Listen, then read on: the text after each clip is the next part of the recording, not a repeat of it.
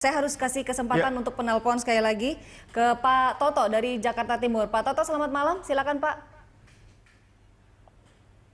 Pak Toto, selamat malam. Selamat malam. Ya, silakan Pak. Begini, dari dulu sampai sekarang siapapun presidennya. Halo? Iya, silakan Halo? Pak Toto. Selamat malam. Silakan Pak, sudah tersambung dengan kami, silakan. Halo, selamat malam. Siapapun presidennya, siapapun gubernurnya, tidak ada masalah sejak Pak Harto sampai sekarang. Baru sekarang reklamasi dipermasalahkan. Kenapa? Karena presidennya adalah jujur, gubernurnya adalah jujur, kemudian pemberantasan korupsinya gencar, sehingga terkuaklah masalah reklamasi ini, sehingga siapa lagi yang akan terseret, ya yang dicari siapa yang ada hubungannya dengan korupsi-korupsi dan siapa yang menyalahgunakan jabatan. Itu yang penting. Kita tunggu karena itu merupakan korporasi korupsi. Kita tunggu penelitian KPK siapa lagi yang akan masuk. Terima kasih, Merdeka. Ya baik, ya, ini menyerahkan kepada KPK ini. Ini memang kasusnya masih akan terus bergulir ya. Pak Mas Econ sendiri bagaimana? Nah, yang baru diproses oleh KPK kan baru Agung Podomoro Land, gitu ya. Padahal sementara tadi ada 9 lagi, 8 atau 9 pengembang yang itu kita khawatir begini, apakah jangan-jangan ada konsorsium untuk tadi pengamanan proyek reklamasi ini? Itu jadi pertanyaan yang harus ditelusuri oleh KPK. Atau ada model sistem jatah-jatah. Jadi misalnya untuk pengembang ini jatahnya atau misalnya untuk misalnya partai X atau partai Z gitu di DPR.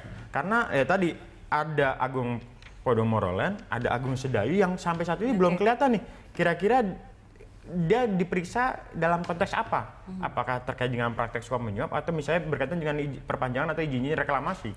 Nah ini belum disentuh oleh KPK ya. Singkat Bang Econ, Anda menilai KPK akan berani nggak menuntaskan ini semua sampai ke aktor-aktor terpentingnya? Singkat. Ya ketika proses itu masuk ke fase pencekalan itu biasanya 50-50. Artinya apa? Jangan-jangan mereka-mereka yang dicekal akan naik status tuh menjadi tersangka. Ya mudah-mudahan KPK bisa tuntas, apalagi seperti yang dijanjikan oleh KPK. Ini kejahatan luar biasa melibatkan korporasi yang artinya apa? Agung Podomoro Land ini sebagai pintu masuk untuk misalnya menjerat pelaku-pelaku yang lain. Oke, baik Pak Pri, bagaimana catatan Anda untuk bisa menuntaskan kasus ini? Catatan saya, ya. Saya sangat mendukung dan saya saya percaya lah.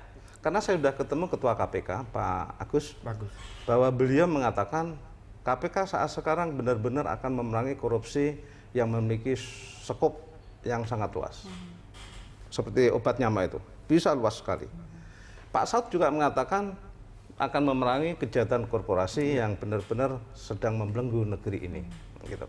Jadi melihat dari yang dicekal, ditangkap dan sebagainya, saya ada optimisme. Gitu. Ingin sebelum di akhir ini saya ingin memberikan pandangan ya, setelah saya ngamati Indonesia ini, bahwa korupsi atau kong kali kong ya, antara swasta dengan pejabat itu situasinya ada satu, ketika seorang pejabat akan turun tahta. Jadi mengapa saya katakan gitu? Karena KPK itu yang terakhir kaitannya Rumah Sakit Sumber Waras kan mencari niat, ya kan? Rumah sakit niat, apakah ada enggak niat jahat Rumah Sakit Sumber Waras yang tanahnya dibeli oleh Pemprov itu? Situasinya turun tahta mesti ada permen uang. Akan pilkada, akan apa saja, itu juga perlu duit. Jadi kebijakan-kebijakan yang seharusnya harus tertib administrasi, tertib hukum, tertib dengan memakai asas kehati-hatian, itu mesti harus dilakukan, itu bisa diabaikan demi itu tadi untuk suksesnya situasi yang seperti itu.